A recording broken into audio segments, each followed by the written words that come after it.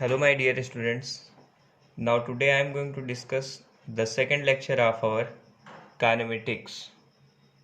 आज हम लोग इस motion in a straight line topic से कुछ टर्मिनोलॉजी एक्सप्लेन करने वाले हैं और उस टर्मिनोलॉजी को समझने वाले हैं जिस पे कि ये हमारा पूरा चैप्टर बेस्ड है। तो सबसे पहले अगर आप इस चैनल पे नए हैं तो सबसे पहले चैनल को सब्सक्राइब कर लीजिए और बेल आइकन को भी प्रेस कर लीजिए जिससे कि आपको प्रॉपर नोटिफिकेशन मिलती रहे। तो आज हम लोग सबसे पहले आज हम लोग डिस्कस करेंगे डिस्प्लेसमेंट को डिस्कस करेंगे कि डिस्प्लेसमेंट क्या होता है। डिस्प्लेसमेंट क्या होता है, क्योंकि डिस्प्लेसमेंट के बगैर आपका ये टॉपिक इनकम्प्लीट है। तो देखो मतलब है डिस्प्लेसमेंट होता क्या है। किसी भी पार्टिकल, ठीक है, किसी भी पार्टिकल के मोशन को डिस्क्राइब करने के लिए क्या नीड होती है, ठीक है, उस नीड को समझते हैं। तो हम सबसे पहले उसके पोजीशन को किसी पर्टिकुलर टाइम पे या इंस्टेंट ऑफ टाइम पे क्या करते हैं, उसको स्पेसिफाई करते हैं। इट मीन्स किसी भी पार्टिकल के पोजीशन को किसी दिए गए टाइम मतलब है इंस्टेंट ऑफ टाइम पे क्या करेंगे, स्पेसिफाई करेंगे कि या हम किसी जो है रेफरेंस फ्रेम के रिस्पेक्ट में डिफाइन करेंगे। ठीक है, चूंकि हम लोग क्या कर रहे हैं, मोशन को मेजर कर रहे हैं। As we are measuring the motion, the reference frame should be such that it is fixed. मतलब है रेफरेंस फ्रेम आपका कैसा होना चाहिए, फिक्स होना चाहिए, है ना। जैसे मान लीजिए कि ये हमारा क्या है, एक कोऑर्डिनेट सिस्टम है, ठीक है। अब यहाँ पे कोई एक पार्टिकल है, तो इस पार्टिकल का जो टाइम t1 है, ठीक है, उस इंस्टेंट ऑफ टाइम पे इसकी लोकेशन जो है वो a है, ठीक है। अब वो क्या करता है, ये पार्टिकल a से कहाँ आ जाता है, b पे आ जाता है, और किस इंस्टेंट ऑफ टाइम पे, t2 इंस्टेंट ऑफ टाइम पे। तो यहाँ पे आप क्या देख रहे हैं कि a to b उसका लोकेशन चेंज हो गया, तो उसका इंस्टेंट ऑफ टाइम भी क्या हो गया, चेंज हो गया, है ना। तो अब इसके लिए कोई ना कोई एक रेफरेंस पॉइंट होगा। तो यहाँ से मैंने इसके रेफरेंस पॉइंट को मेज़र किया, तो यहाँ से क्या होगा कि एक तो ये पहला इसका रेफरेंस पॉइंट और इस पार्टिकल का ये दूसरा रेफरेंस पॉइंट है। मतलब है कुल मिला के ये जो है किसी न किसी पॉइंट से इस ए की लोकेशन जो है वो फिक्स है, इसी तरह से बी की लोकेशन क्या है, वो फिक्स है। बात समझ में आ रही है। क्या हो रहा है कि लेकिन ध्यान रखना कि उस रेफरेंस फ्रेम का जो है मोशन नहीं होना चाहिए, ठीक है। तो सबसे पहले हम यहाँ पे क्या करने जा रहे हैं, जो हमने पार्टिकल ए लिया है उसको हमने एक पोजीशन वेक्टर r1 से क्या किया है, उसकी पोजीशन वेक्टर क्यों बोलते हैं, क्योंकि यहाँ से इसकी पोजीशन में डिफाइन कर रहा हूँ। तो यहाँ पे पोजीशन वेक्टर r1 इसका क्या है, ठीक है भाई। पोजीशन वेक्टर r1 क्या बताता है, इस पार्टिकल का उस रेफरेंस पॉइंट से लोकेशन बताता है कि किस डायरेक्शन में है और किस पॉइंट पे है। इसी तरह से अगर ये देखा जाए तो क्या होगा कि जो आपका पार्टिकल मतलब है ए से अभी वो ए पे था, फिर बी पे पहुंच गया जब टाइम t2 था। बात समझ रहे हो। तो इस तरह से क्या हुआ कि पार्टिकल की जो पोजीशन वेक्टर है वो चेंज हो गई, वो हमारी कितनी हो गई, r2 हो गई। इस अच्छा ओरिजिन इसको मान लो कि ओरिजिन ओ है, ठीक है, ये कोऑर्डिनेट x है और ये कोऑर्डिनेट y है, ठीक है, कोई कंफ्यूजन इसमें नहीं होना चाहिए। तो हम ये कहते हैं कि जो हमारा ए बी है ना, जो हमारा ए बी है, ए टू बी जो हमारा पॉइंट है, इस ए बी को हम क्या बोलते हैं, एज ए डिस्प्लेसमेंट बोलते हैं। क्या बोलते हैं, डिस्प्लेसमेंट इसको बोलते हैं। और इसको हमने नाम रखा डिस्प्लेसमेंट वेक्टर। क्या नाम रखा हम लोगों ने, डिस्प्लेसमेंट वेक्टर। तो ए बी अगर हमको निकालना है तो ऑब्वियस है कि हमको ओ बी में से ओ ए को माइनस करना पड़ेगा। तो यहाँ पे हमने क्या किया, ओ बी माइनस ओ ए कर दिया, इसलिए हमने यहाँ पे r2 माइनस r1 लिख दिया। Is there any confusion. तो ए बी हमारा क्या है, डिस्प्लेसमेंट वेक्टर है। और ए बी डिस्प्लेसमेंट वेक्टर कहाँ से मेजर किया गया है, वो आपका एक रेफरेंस पॉइंट से मेजर किया गया है। तो डिस्प्लेसमेंट आपका क्या है, डिस्प्लेसमेंट क्या है, एक पर्टिकुलर शॉर्टेस्ट डिस्टेंस है। क्या है, एक पर्टिकुलर शॉर्टेस्ट डिस्टेंस। तो हम ये कह सकते हैं shortest distance between the two terminal, between the two terminal, किसी दो टर्मिनल के बीच में एक शॉर्टेस्ट डिस्टेंस को ही हम क्या बोलते हैं, डिस्प्लेसमेंट बोलते हैं। डिस्प्लेसमेंट कैसी क्वांटिटी है ये बताओ। डिस्प्लेसमेंट तो हमारी एक वेक्टर क्वांटिटी है ना। वेक्टर क्वांटिटी क्यों है, क्योंकि इसमें मैग्नीट्यूड भी है और इसका अपना खुद का एक डायरेक्शन भी होता है। भाई कोई भी डिस्प्लेसमेंट अगर हम डिफाइन कर रहे हैं तो उसका क्या होगा, मतलब है कि मान लेते हैं, चलो अच्छा एक और कन्वीनियंट एग्जांपल लेते हैं। मान लेते हैं कि हम A to B पे गए और B के बाद हम यहाँ पे C पे चले गए, ठीक है। तो पहले तो हम A से B पे गए, फिर B से C पे गए, और अगर हमें डायरेक्ट A to C पे जाना होता तो क्या करना पड़ता कि हमें इस पाथ को जो है ध्यान में रखते हुए आगे बढ़ना पड़ता। It means this is the minimum distance between these two points. क्योंकि यहाँ पे अगर मैं मान लूँ 3 है, यहाँ पे अगर ये 4 है, तो ये एक्चुअल में 5 होगा। पाइथागोरस थ्योरम के अकॉर्डिंग ये 5 होगा। इसका मतलब है कि displacement is the shortest distance between the two points, that is initial and final points. Initial और फाइनल पोजीशन के बीच में जो शॉर्टेस्ट डिस्टेंस होती है उसी को हम क्या बोलते हैं, डिस्प्लेसमेंट बोलते हैं। अब बात यह है कि जो मतलब है डिस्प्लेसमेंट है, इट शुड बी स्ट्रेट और इट शुड बी कर्व। मतलब है कुल मिला के ये कैसी हो सकती है, स्ट्रेट भी हो सकती है और ये कर्व भी हो सकती है। कोई जरूरी नहीं है कि वो स्ट्रेट ही हो तभी माना जाएगा। बात समझ रहे हो मेरी। It could be A straight line और ए कर्व। या on the other hand the distance travelled being a scalar quantity is dependent on the actual path traced by the particle. ठीक है, ऐसा भी कह सकते हैं। समझ में आ रहा है। तो हम अब ये बताइए कि इसका जो यूनिट होगा वो यूनिट क्या होगा, इसका यूनिट क्या होगा। इसका यूनिट ऑब्वियस है, डिस्प्लेसमेंट है, तो इसका यूनिट मीटर होगा। किलोमीटर भी हो सकता है, मीटर भी हो सकता है, ठीक है, और सेंटीमीटर भी हो सकता है, ठीक है। तो मतलब है डिस्प्लेसमेंट क्या है। डिस्प्लेसमेंट की मीनिंग आई थिंक कि आपको समझ में आया होगा। अब हम क्या करते हैं, देखो मान लेते हैं कि एक सर्कल है, ठीक है, एक सर्कल है, ठीक। तो इस सर्कल में अब ये इसका डायमीटर है, ए बी डायमीटर है, ठीक है। ए बी क्या है, इसका डायमीटर है। यहां पे अगर आपने इस पॉइंट सी पे आ गए, मान लीजिए 1 क्वाड्रेंट आपने क्या किया, ट्रेवल किया। 1 क्वाड्रेंट आपने क्या किया, ट्रेवल किया। तो भाई क्या है कि अगर हम देखें कि बी टू सी अगर आप जा रहे हो तो बी टू सी जाने में आपने ये वाला पाथ ट्रेवल किया, ये ध्यान से देखिए, ये वाला पाथ ट्रेवल किया, ठीक है भाई। स्ट्रेट पाथ शॉर्टेस्ट डिस्टेंस तो ये है, और एक डिस्टेंस आप बी टू सी ऐसे घूमते हुए जाओगे, ठीक है। तो यहाँ पे बी टू सी ये जो आर्क है ना वो डिस्टेंस हो जाएगा, और ये जो पार्ट है हमारा क्या हो जाएगा, डिस्प्लेसमेंट हो जाएगा। बात समझ में आ रही है। तो इस डिस्प्लेसमेंट को अगर निकालना है तो कैसे निकालेंगे, बीसी बड़ा ही सिंपल। अगर इसका जो है रेडियस आर है, अगर ये वैल्यू आर है तो आपको भी मालूम है बीसी क्या होगी, under root R square plus under root R square, that is R under root 2 होगा। Is there any confusion. इसका मतलब क्या है कि डिस्प्लेसमेंट की जो हमारी वैल्यू होगी वो B C equal to R root 2 होगी। अच्छा एक बात बताओ, अगर मैं बी टू ए आया, ठीक है, घूमते हुए बी से ए पे आ गया, तो मैंने कहा कि शॉर्टेस्ट डिस्टेंस इसके बीच में क्या होगी, तो डिस्प्लेसमेंट को हम शॉर्टेस्ट डिस्टेंस बोलते हैं। इसका मतलब यहाँ पे, ठीक है, जब हम ए टू बी मूव करेंगे तो हमारा जो डिस्प्लेसमेंट होगा वो R plus R, that is 2r होगा, है ना। और डिस्टेंस हमारा क्या होगा, ये जो हमारी आर्क होगी, arc B C, sorry A B arc, तो जो आर्क ए बी है उसको हम क्या बोलते हैं, हमारा वो डिस्टेंस है। और जो हमारा ये ए बी है शॉर्टेस्ट लेंथ, उसको हम क्या बोलते हैं, डिस्प्लेसमेंट बोलते हैं, ठीक है। तो इस बात को माइंड में रखना। कभी कभी क्वेश्चन ऐसा भी आ जाता है कि जो हमारा पार्टिकल है वो किसी कर्व पाथ में चल रहा हो, है ना, कोई जरूरी नहीं कि वो स्ट्रेट पाथ में। अब एक और लॉजिक मैं आपको बताना चाहूंगा। मान लीजिए कि हमारा पार्टिकल ए टू बी की तरफ जा रहा है, बिल्कुल स्ट्रेट। अब ए टू बी अगर जा रहा है तो ऑब्वियस है कि ए टू बी जाएगा तो उसको सीधा रास्ता ट्रेवल करना है। अब वो पहुंचा बी पे, ठीक है। अब बी से वो वापस आ गया ए पे, तो डिस्प्लेसमेंट क्या हो जाएगा, जब बी से ए पे वापस आएगा तो डिस्प्लेसमेंट की जो वैल्यू होगी वो आपकी हो जाएगी 0। कितनी हो जाएगी, वो हो जाएगी 0। लेकिन अगर मैं सिर्फ ए टू बी की बात करूं तो डिस्प्लेसमेंट हमारा सिंपली ए बी।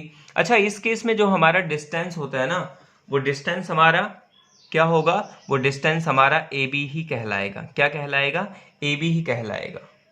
तो हम लोग स्पेशली बात करेंगे डिस्प्लेसमेंट की, वेलोसिटी की, एक्सेलरेशन की। अगर आपको डिस्टेंस के बारे में क्लियर नहीं है तो आप क्लास 9th में जाके 9th में डिस्टेंस का कंसेप्ट समझ सकते हो। डिस्टेंस एक्चुअली होता क्या है, the length of path covered by the object. किसी भी मतलब है पाथ की जो लेंथ किसी भी ऑब्जेक्ट के थ्रू कवर की जाती है, that will be called distance. तो ए से बी की तरफ अगर वो जा रहा है तो डेफिनेटली वो डिस्टेंस कवर कर रहा है ना। तो इस केस में अगर हम ये देखें कि जो हमारा डिस्प्लेसमेंट ए टू बी होगा, डिस्प्लेसमेंट अगर मान लीजिए मैं 2 मीटर चला तो 2 मीटर ए टू बी के केस में 2 मीटर डिस्प्लेसमेंट भी है और डिस्टेंस भी है। इसका मतलब है डिस्प्लेसमेंट और डिस्टेंस आपस में ये बराबर भी हो सकते हैं। क्या होगा, डिस्प्लेसमेंट इज इक्वल टू क्या होगा, डिस्टेंस होगा। बात समझ रहे हो मेरी। तो डिस्प्लेसमेंट जीरो भी होता है, अब डिस्प्लेसमेंट निगेटिव भी होता है। बात समझना मेरी। मान लीजिए कि ए टू बी आप गए, फिर बी टू ए चले आए, फिर ए टू इधर आप चले आए, मान लीजिए एक पॉइंट सी है। तो डिस्प्लेसमेंट अगर ये ओरिजिन, अगर ये रेफरेंस पॉइंट है तो इस रेफरेंस पॉइंट के इधर क्या होगा, चीजें पॉजिटिव होंगी, इधर चीजें निगेटिव होंगी। तो डिस्प्लेसमेंट हमारा क्या है, निगेटिव भी हो सकता है। डिस्प्लेसमेंट कैसा हो सकता है, निगेटिव भी हो सकता है। मतलब कुल मिला के डिस्प्लेसमेंट, ठीक है, जीरो भी होता है, पॉजिटिव भी होता है और निगेटिव भी होता है। लेकिन ध्यान रखना कि डिस्टेंस कभी भी आपका निगेटिव नहीं होता है या जीरो नहीं होता है, डिस्टेंस हमेशा पॉजिटिव होता है। बात समझ रहे हो मेरी। तो डिस्प्लेसमेंट क्या होता है, डिस्प्लेसमेंट आपका डिस्टेंस के बराबर भी हो सकता है और जो डिस्टेंस है वो आपका डिस्प्लेसमेंट से बड़ा भी हो सकता है। कहने का सेंस ये है कि यहाँ पे मैं एक पॉइंट लिखना चाहूँगा, distance is always greater than, equal than displacement. बात समझ रहे हो मेरी। कुल मिला के डिस्प्लेसमेंट कभी भी डिस्टेंस से बड़ा नहीं होगा, ध्यान रखना, उसके बराबर होगा या उससे कम होगा। ठीक है, अब कम में निगेटिव भी जा सकता है, कोई दिक्कत नहीं है, इसमें कोई बहुत बड़ी चीज नहीं है। तो इन द सेंस आपको इतना पता चला कि डिस्प्लेसमेंट आपका क्या होता है। कोई कंफ्यूजन, ठीक। नेक्स्ट केस हम बात करने वाले हैं, नेक्स्ट टॉपिक हम बात करने वाले हैं वेलोसिटी की।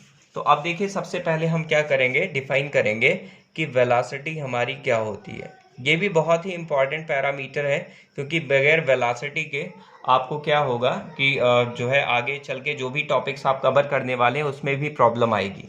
तो सबसे पहले वेलोसिटी बात करते हैं। देखो मेरी बात सुनिएगा जरा, मैं लिखूंगा नहीं लेकिन मैं जो बोल रहा हूं उसको सुनिएगा। To describe the motion of the particle at any instant of the time, किसी भी पार्टिकल के मोशन को किसी भी पर्टिकुलर टाइम पे डिफाइन करने के लिए, it would not suffice to define its position alone. कहने का सेंस ये है कि किसी भी पर्टिकुलर लोकेशन पे अगर हम उसके केवल पोजीशन को डिफाइन करते हैं किसी ऑब्जेक्ट के, तो इतना सफिशियंट हमारे लिए नहीं होगा। But also the rate at which it gets displaced, मतलब है हमको ये भी बताना होगा कि किस रेट से वो आगे डिस्प्लेस हुआ। भाई पोजीशन बता दिया, कोई दिक्कत नहीं है। मान लीजिए कि कोई कार है, ठीक है, वो कार चल रही है, वो यहां पहुंच गई, ठीक है, एक लोकेशन ए से बी पे पहुंच गई। तो केवल हम लोकेशन को डिफाइन करें, लोकेशन को मतलब एक्सप्लेन करें, तो ऐसा कोई जरूरी नहीं है, ठीक है। उससे हम पूरी तरह से वेलोसिटी को नहीं समझ सकते, लेकिन किस रेट से वो डिस्प्लेस हो रहा है इसको भी बताना होगा। बात समझ रहे हो मेरी।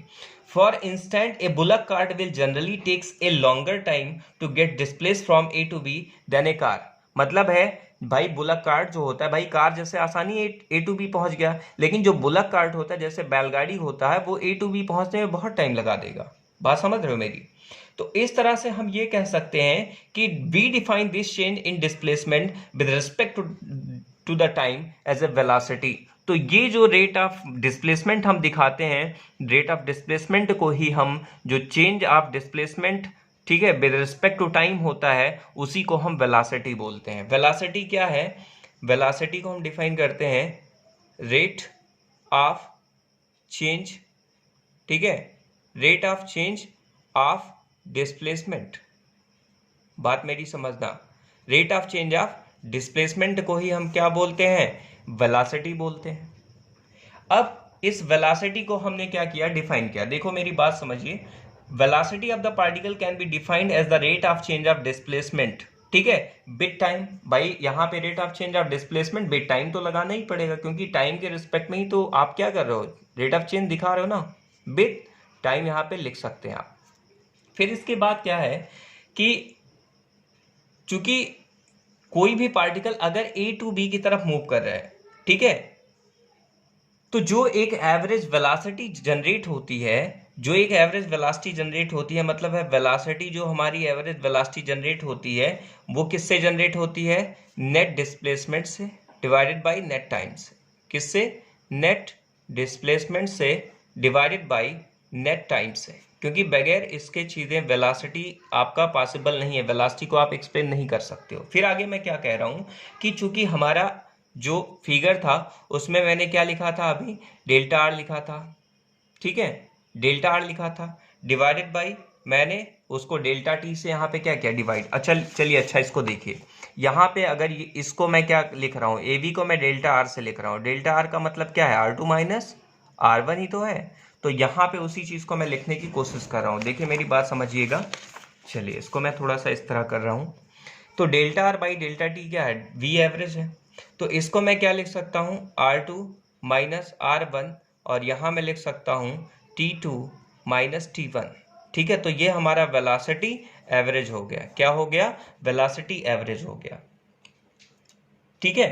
तो इस तरह से हम क्या कह सकते हैं, we can see that the average velocity is a ratio of vector displacement, the average velocity is a ratio of vector displacement and the scalar time, vector displacement and the scalar time, and its magnitude is equal to the magnitude क्या होगा भाई, magnitude, velocity average का magnitude क्या होगा, तो हम इसको क्या लिख सकते हैं, delta R divided by delta T का मॉड।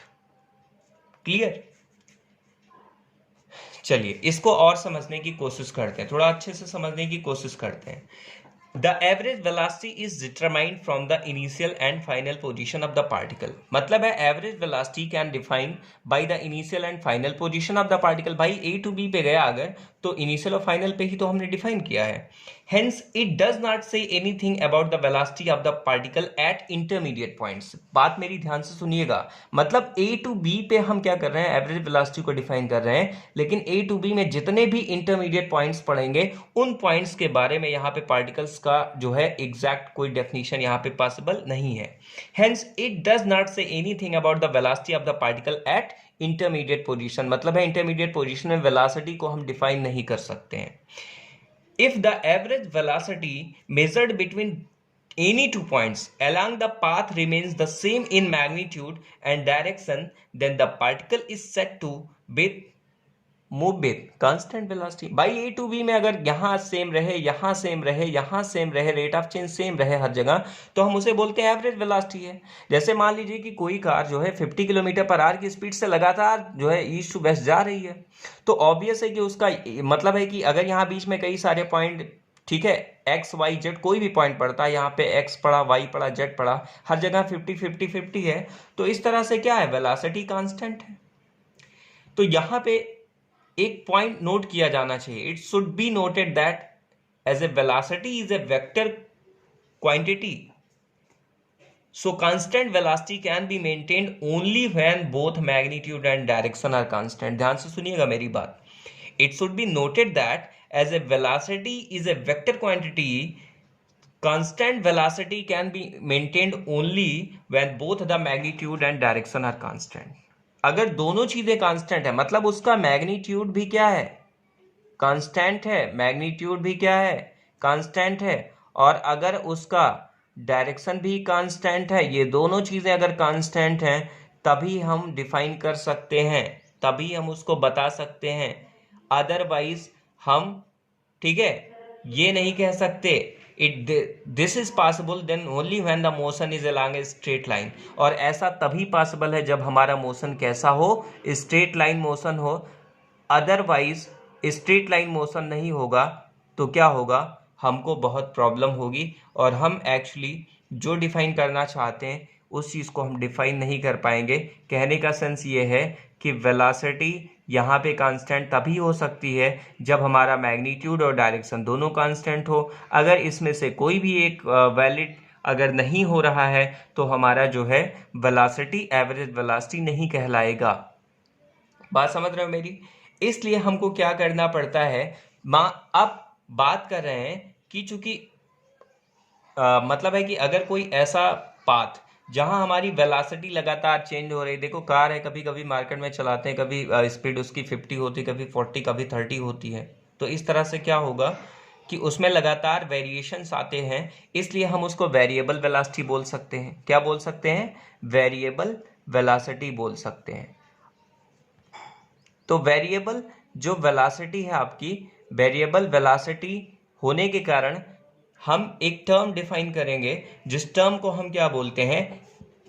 Instantaneous velocity. क्या बोलते हैं? इंस्टेंटेनियस वेलोसिटी बोलते हैं। अब इंस्टेंटेनियस वेलोसिटी क्या होती है? The velocity at a particular instant is called instantaneous velocity. क्या बोलेंगे यहाँ पे? Velocity at a particular instant. तो पर्टिकुलर इंस्टेंट पे क्या होगा? हमारा जो वेलोसिटी होगा, that velocity is called instantaneous velocity. Is this point clear? अब इंस्टेंटेनियस वेलोसिटी में क्या होता है कि जो हमारा एवरेज वेलोसिटी है, इसमें हम क्या करते हैं, एवरेज वेलोसिटी में हम इसको इंस्टेंटेनियस वेलोसिटी बोल देते हैं, इंस्टेंटेनियस वेलोसिटी बोल देते हैं। और इंस्टेंटेनियस वेलोसिटी में हम क्या करेंगे? Limit delta T tend to 0 क्या करेंगे? Delta R divided by delta T लिख देंगे। कहने का सेंस ये है, जब हमारा ये डेल्टा टी टाइम 0 की तरफ अप्रोच होगा, भाई डेल्टा टी 0 की तरफ अप्रोच होने का मतलब है, मान लीजिए ये पॉइंट आपने ए और बी लिया है, अगर डेल्टा टी 0 की तरफ अप्रोच हो रहा है तो इसका छोटा सा एक पार्ट ले लीजिए, ठीक है, छोटा सा पार्ट हमने ले लिया, ठीक है। तो इस पार्ट में क्या होगा कि टाइम लगभग 0 ही होगा। 0 तो वैसे तो नहीं कह सकते कि 0 एग्जैक्टली होगा, लेकिन ये पॉइंट क्या है, इस पॉइंट में आपको ये फील होगा कि इन दोनों के बीच में लगभग टाइम हम ये कह सकते हैं कि 0 की तरफ अप्रोच करेगा। और जब हम ये केस यहाँ पे इंप्लीमेंट करते हैं, then that velocity will be called D R by D T. इसको हम क्या बोलते हैं? D R by D T. और ये हमारी क्या कहलाती है? इंस्टेंटेनियस वेलोसिटी कहलाती है। तो एवरेज वेलोसिटी और इंस्टेंटेनियस वेलोसिटी में आपको आई थिंक कि जो है चीजें क्लियर हो गई होंगी, है ना? ठीक है। एक बात और ध्यान में रखिएगा कि जो वेलोसिटी का कन्वर्जन फार्मूला है, ठीक है, वेलोसिटी कन्वर्जन फार्मूला जो आपको मालूम है कि एक तो होता है किलोमीटर पर आवर, पहली चीज तो इसकी यूनिट होती है किलोमीटर पर आवर, एक तो यूनिट होती है मीटर पर सेकेंड। तो आपको ये कन्वर्जन आना चाहिए कि किलोमीटर पर आवर को मीटर पर सेकंड में कन्वर्ट कैसे करते हैं, या मीटर पर सेकंड को किलोमीटर पर आवर में कन्वर्ट कैसे करते हैं, क्योंकि बिना इसके आप चीज़ों को एक्सप्लेन नहीं कर पाएंगे। तो इस चीज़ को ध्यान में रखिएगा। बाकी जो नेक्स्ट टॉपिक, एक और पॉइंट यहाँ पे बचा हुआ है, एक्सीलरेशन बचा हुआ है, और एक्सीलरेशन को हम क्या करेंगे? नेक्स्ट क्लास में डिस्कस करेंगे। और जैसे ही हम लोग एक्सीलरेशन को डिस्कस कर लेंगे, उसके बाद हम लोग अपना एक टॉपिक डिस्कस करेंगे, rectilinear motion along the x axis. मतलब है किसी भी मोशन, अगर रेक्टिलिनियर मोशन हो रहा है तो उसका एक्स एक्सिस में रिप्रेजेंटेशन कैसे होगा, और उसी से रिलेटेड हम 2-4 न्यूमेरिकल्स, बहुत ही इंपॉर्टेंट न्यूमेरिकल्स डिस्कस करेंगे, जिससे कि आपको चैप्टर पे ग्रिपिंग आपकी अच्छी, मतलब कह सकते हो कि अच्छी ग्रिपिंग आपकी जो है मेंटेन होगी। So thank you students.